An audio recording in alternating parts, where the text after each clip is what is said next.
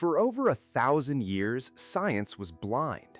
The greatest minds of the ancient world, from Euclid to Ptolemy, believed a fundamentally flawed idea that our eyes worked like lanterns, actively shooting out invisible rays to illuminate the world. Imagine that. Seeing wasn't a passive act of receiving, but an active one of projecting. This single, elegant error paralyzed the study of physics and the craft of lens-making for centuries.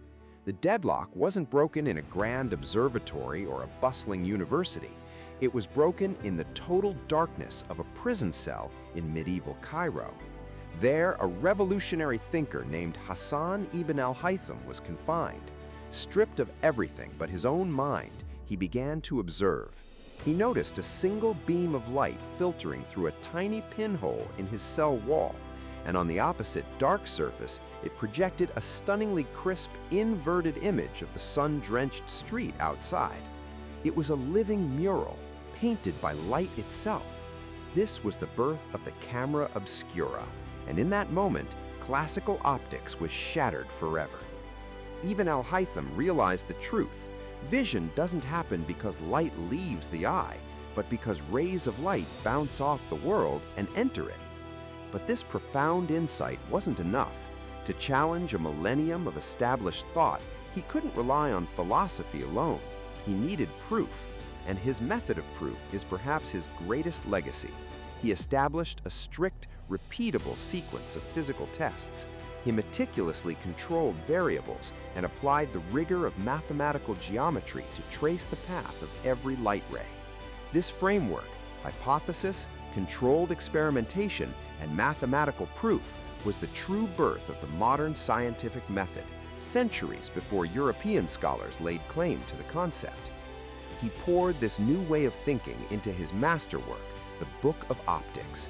It was a definitive treatise that mapped the geometric angles of refraction, detailed the anatomy of the human eye, and even explained atmospheric illusions.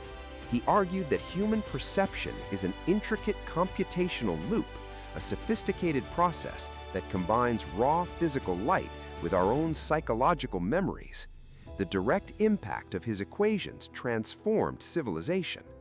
As his translated works filtered into Europe, they sparked a new age of discovery.